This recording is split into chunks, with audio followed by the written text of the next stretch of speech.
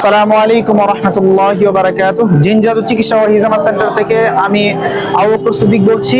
আজকে আমি এসেছি জামালপুরের মেলান্দে দুরমুট একটি জায়গা। আপনারা দেখতে পাচ্ছেন এই পাশে পবিত্র মাজার শরীফ।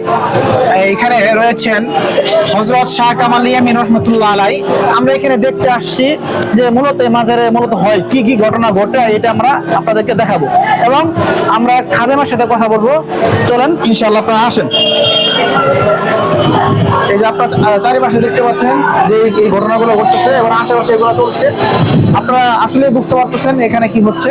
তো আমরা সামনে খাদেমের সাথে কথা বলবো ইনশাআল্লাহ, আসেন।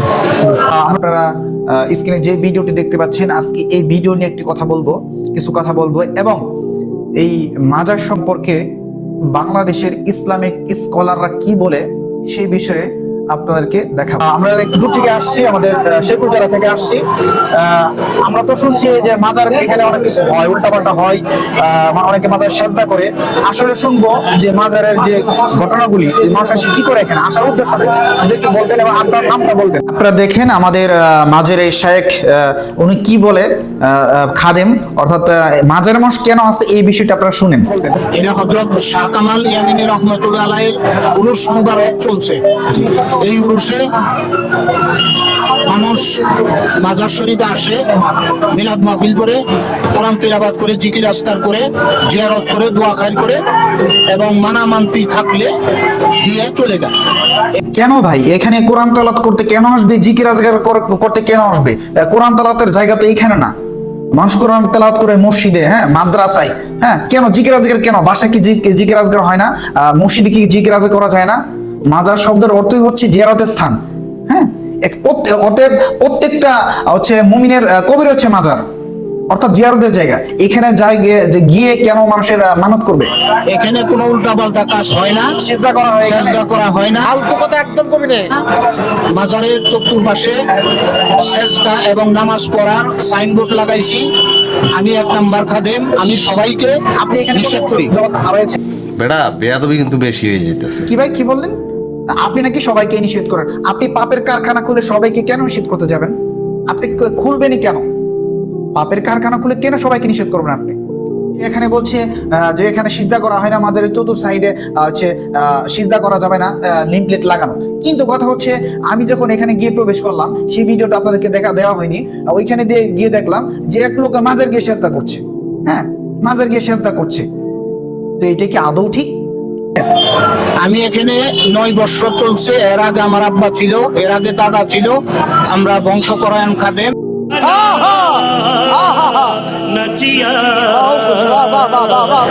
একজন মহামানব, ওনার সাথে আল্লাহর সম্পর্ক ভালো, ওনার উসিলা নিয়ে আল্লাহর কাছে চায়। তুমি সত্যি বলছো? হ্যাঁ, আল্লাহ হয়তো আশা পূর্ণ করে উনি ওনার কথা আল্লাহ কবুল করেন। এই বিশ্বাসে ভক্তি নিয়েই তারা আসে।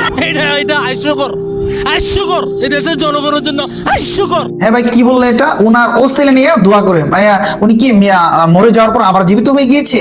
উনি কি আল্লাহর কাছে তাদের ওই ভক্তদের জন্য, এদের জন্য কি দোয়া করে যায় যে কারো বাচ্চা মানে বাচ্চা দিয়ে দিবে, কারো এটা সমস্যা সেটা দিয়ে দিবে? এটা কি করতে পারে? জি, আপনারা এই মুহূর্তে দেখতে পাচ্ছেন আমাদের যে লোক দাঁড়িয়ে হচ্ছে, এই নিয়ে আরেক ধরনের বন্ড। তো এনার সাথে আমি কথা বলবো ইনশাআল্লাহ। আসসালামু আলাইকুম ওয়া রাহমাতুল্লাহ। ওয়া আলাইকুম সালাম রাহমাতুল্লাহ বারাকাতুহু। আল্লাহ সকলে আপনি ভালো আছেন? ইন্নাল্লাহ মা'আস-সাবিরিন। আপনি ভালো আছেন? আল্লাহর রহমতে আমরা করে দোয়া, ওলিদের দোয়া ভালো আছে। কি এখানে কি বললেন আপনি? আল্লাহর রহমতে এবং ওলিদের দোয়া ভালো আছেন, মানে কি ওলিরা আল্লাহর ওলি মারা যাওয়ার পরবর্তীতে তারা আপনার জন্য দোয়া করতে পারে, তাই তো? স্পষ্ট ঠিক। শুকরিয়া আদায় করলো, তারপরও কি করলো? সে ওলির সাথে মিশ্রিত করে ফেললো, অর্থাৎ অন্য লোকের সাথে মিশ্রিত করে ফেললো। দেখেন তারপরে কি হয়। আচ্ছা, আপনার সাথে কিছু কথা বলতে পারবো না। তো এখানে মানুষ কেন আসে? ইনি মানুষ আল্লাহর ওলি, আল্লাহর বন্ধু, আল্লাহ নবী দর্শন করতে আসে। আচ্ছা, সবাই এখানে দর্শন করতে আসে। এখানে তো কোনো মাজার শরীফ অর্থাৎ শাহ কামাল রহমতুল্লাহ আলাইহির কাছে কোনো কিছু চাওয়া পাওয়া নাই তো মানুষের? না, এর কাছে উসিলা দিবে আল্লাহ। এর উসিলা আল্লাহ দিবে। আল্লাহ দিবে এরই উসিলা। আপনি ওসিলা মানে কি বুঝতে চাচ্ছেন, যে মাধ্যম না আল্লাহ সুবহানাহু ওয়া তাআলার কাছে সরাসরি চাইতে হবে। অর্থাৎ তাহাজ্জুদের সালাতে অর্থাৎ আল্লাহ তাআলা প্রত্যেকটি রাতেই আল্লাহ সুবহানাহু ওয়া তাআলা শেষ আসমানে অবতরণ করেন এবং তার বান্দাদেরকে ডাকেন যে কে আছে এমন যা আমার কাছে সাহায্য চাই বা তাকে সাহায্য করব, কে আছে এমন যার সমস্যা আমার কাছে বলো, আমি তাকে সমাধান করে দিব। আল্লাহ সেটা বলতেছে, আর আপনি বলতেছে মাধ্যম। কথা কি ক্লিয়ার না ভেজাল আছে? আপনি কি উসিলা ছাড়া আল্লাহ আপনি কি এখানে এসে কোনো কিছু পেয়েছেন? কি পেয়েছেন? কলম বাড়ি করেছে। এক ছেলে এক মেয়ে, মেয়ের ঘর নাতি সিঙ্গাপুর, তোমার ঘর নাতি মালয়েশিয়া। আমি হাজার হালে চলি। সে নাকি এই মাজারে এসে তার সফলতা লাভ করেছে, অর্থাৎ সে খাট পালঙ্কের বাড়ি করছে এবং তার ছেলে গণনাতিন এক জায়গায় সিঙ্গাপুর এবং তার মেয়ের গণনাতিন আরেক জায়গায় আরেক বিদেশে গিয়েছে।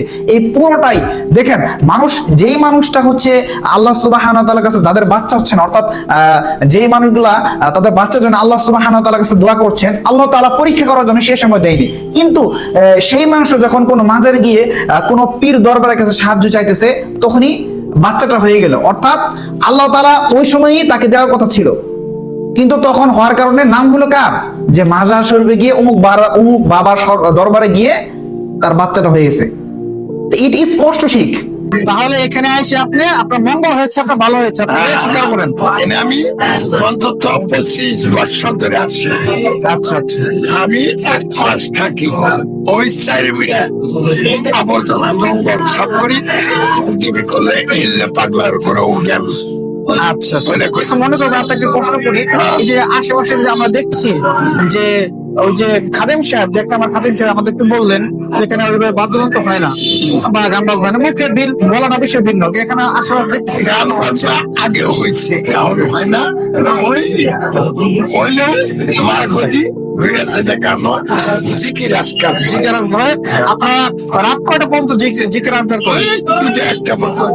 তাই নাকি? তারা গান বাজনা করে আবার জিকির আজগার করতেছে? ও ডিজে স্টাইলে জিকির আজগার করতেছে নাকি? কি রে ভাই, এই লোক তো সরাসরি ঢাহা মিথ্যা কথা বলতে আছে। কারণ আমি দেখতে পাচ্ছি, গিয়ে দেখলাম গান বাজার নিচে হচ্ছে, বক্স বাজাচ্ছে আর গান করছে। হ্যাঁ, আগে মাইক দিয়ে হতো, এখন বক্স দিয়ে হচ্ছে। তো পরিবর্তনটা কি? আসসালামু আলাইকুম। ওয়ালাইকুম আসসালাম ওয়া রাহমাতুল্লাহি ওয়া বারাকাতুহু। জি, আপনার নাম কি? আমার নাম মোহাম্মদ হেদায়েত।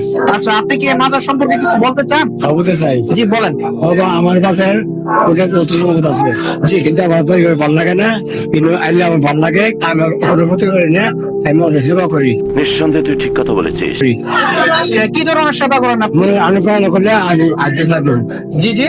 আমি যে পায়না করে আমি যাতে পাইবো, এটা আমার নিয়ত আছে। মানে অন্য মানুষ যদি পায়খানা করে, আমি যদি পায়না করে নেন আর রোগী অসুস্থ মানুষের সেবা করেন আপনি? সব আমি তো পঞ্চাশ করে না, তাদের পরে আমি কিন্তু পানি তো মানুষ পানি। আপনি কি 5 ওয়াক্ত নামাজ পড়েন? যে মাঝে মাঝে একটু কামাই যাবে, মাঝে মাঝে একটু কামাই যাবে। তো মাঝে থেকে তো নামাজ কামাই করা যাবে না, অবশ্যই নামাজ পড়তে হবে। ও আচ্ছা, ভালো আশা আছে। ঠিক আছে ইনশাআল্লাহ। তো সম্মানিত বিয়াস, দেখেন এই লোকটা তার আবেগ, তার ইসলামিক জ্ঞান না থাকার কারণে, যদি ইসলামিক জ্ঞান থাকতো তাহলে আজকে এই কাজগুলো করতো না। আবেগের কারণে মানুষ যদি বাথরুম করে, সেই বাথরুম নাকি সে পরিষ্কার করে, তাকে সেবা যত্ন করে। এখানে যারা আসে বেশিরভাগ লোক হচ্ছে ভণ্ড, অর্থাৎ গান বাজনায়, বেনামাজি, অশ্লীলতা, সবাই এখানে এইগুলা করে বিবর রয়েছে। তো এদেরকে সেবা যত্ন করাও হচ্ছে ইসলামে বৈধ নয়, এবং এই জায়গাগুলো হচ্ছে নিকৃষ্ট শয়তানের জায়গা। তো আপনারা এই সব জায়গা থেকে দূরে থাকবেন। তো আজকের ভিডিও এখান থেকে আমরা শেষ করে দিব। তো বাংলাদেশে যেসব স্কলার রয়েছে, এরা এই মাজার নিয়ে কি আলোচনা করেন, কি মন্তব্য, সেই বিষয়টি শুনবেন এবং সেই সময় ভিডিওটি শেষ হয়ে যাবে। আপনাদের সঙ্গে আবারও বিস্তারিত কথা হবে অন্য কোনো সময়, অন্য কোনো ভিডিওতে। সেই সময় পর্যন্ত আপনারা সকলে ভালো থাকবেন, সুস্থ থাকবেন। আসসালামু আলাইকুম ওয়া রাহমাতুল্লাহি ওয়া বারাকাতুহু। অনেক জায়গায় আছে দেখবেন লাল সাল্লা দিয়ে ইয়া উঁচু করা। সাইয়েদনা আলীকে মদিনায় বিষ্ণুই পাঠালেন আর বললেন, যত উঁচু মাজার দেখো এনে মাটির সাথে গড়িয়ে দাও। কবরস্থান উঁচু হবে না, কবর হবে সমান। এটাকে সেফটি দেওয়ার জন্য, সিকিউরিটি দেওয়ার জন্য আপনি চারদিকে সিম্পল বেড়া বা দেয়াল দিতে পারেন, যাতে গরু ছাগল যে এই কবরে অসম্মান না করে। আমরা আশরাফুল মাখলুকাত, আমরা বেঁচে থাকলেও যেমনি সম্মান আছে আমাদের, মরে গেলেও সম্মান আছে না নাই? এজন্য কবরকে সিকিউরিটি দিতে হবে, কিন্তু গম্বুজ বানানো যাবে, লাউ সালু দেওয়া যাবে, মাজারে আগরবাতি দেওয়া যাবে, মোমবাতি, মশারি। মাজার মানে যে জায়গা জিয়ারত করতে যায়, অর্থাৎ কবরস্থান, সকল কবরস্থানই মাজার। এখন আমরা বানায় নিছি বিশেষ বিশেষ কিছু কবর উঁচা হলে ওইটার নাম শুধু মাজার না ভাই। যত কবর আছে মানুষ জিয়ারত করতে যায়, এই সকল কবরই যেগুলো মানুষ জিয়ারত করে সেগুলো সব কি হয়ে যায়? মাজার বলা যায় সেগুলাকে। এটা হলো মাজারের অর্থ। তো মাজারে কবর জিয়ারত করতে যাবেন, মাজারে কোনো ওরস করতে যাবেন না। ওরস শব্দের অনেক ব্যাখ্যা বিশ্লেষণ আছে, সেটা নিয়ে এখানে আর দীর্ঘ আলোচনায় যাব না। আমরা শুধু এটুকু বলি, আমরা কবরে যাব জিয়ারত করতে, কবরে কোনো দোয়া করতে যাব না, কবরওয়ালার কাছে কিছু চাইতেও যাব না, কারণ কবরওয়ালার কিছু দেওয়ার কোনো ক্ষমতা নাই। আমরা চাইবো আমাদের মালিক আল্লাহর কাছে। কবরওয়ালা যার কাছ থেকে চেয়ে নিছেন আমরা সেই জায়গায় চাইবো, আমরা লোকাল জায়গায় যাব না, তাছাড়া তার দেওয়ার ক্ষমতাও নাই। সেখানে কিছু চাওয়া তার কাছে, তার কবরে ইবাদত করা, দোয়া করা, এটা শিরক, সেজন্য এটা করা যাবে না। আর কবরে বা মাজারে টাকা দিবেন কি দুঃখে আমাকে বলেন? 5 টাকা 10 টাকা কেন, 1 টাকাই বা দিবেন কেন? এখানে যেই আল্লাহর বান্দা শুয়ে আছেন, তিনি ধরেন আল্লাহর কোনো নেককার বান্দা, কোনো বুজুর্গ, কোনো আল্লাহওয়ালা, ভালো আমল করে দুনিয়া থেকে গেছেন, আমাদের সুধার না, তিনি আল্লাহর প্রিয় বান্দা, সব ঠিক আছে। কিন্তু এই জায়গায় বাইরে 5 টাকা দিলে কি তার কবরে এটা ঢুকে যাবে? এরকম কোনো সিস্টেম আছে ভাই? বরং কি হয়, এটা যারা বাইরে আছে তাদের অনেক সময় গাঁজা টাঞ্জা খাওয়ার জন্য লাগে, খাবো, বিভিন্ন অপকর্ম করার জন্য লাগে। লালন শাহের মাজারে যাওয়া কি যাবে? লালন শাহের মাজারে গেলে আপনি যাওয়ার সঙ্গে সঙ্গেই বেঈমান হয়ে যাবেন। কারণ যেখানে শিরিক কুফর হয় সেখানে যাওয়া মানে শিরিক কুফরের দল ভারী করা, কোনো কারণেই যাওয়া যাবে না। এই শরীফটা এখন দুর্বলভাবে ব্যবহার হচ্ছে। মাজার শরীফ বলছে, মাজার শরীফ। ও তো কবর, মানুষ মরে গেছে, মাটি দিয়ে যা মিটে গেছে, শেষ। কবর ঘেরতে হবে, পাকা করতে হবে, এটা আল্লাহর নবী খুব কঠোরভাবে নিষেধ করেছে। এবং যত পৃথিবীতে উঁচু কবর আছে, কেউ যদি ভাঙতে না পারে, ঈসা আলাইহিস সালাম যেদিন আসবেন সেদিন ভেঙে দিবে। কোনো উঁচু কবর থাকবে না, কোনো শুক্র সোর থাকবে না, কোনো মূর্তি থাকবে না, সব ছবি মূর্তি পৃথিবীর ভেঙে দেওয়া হবে।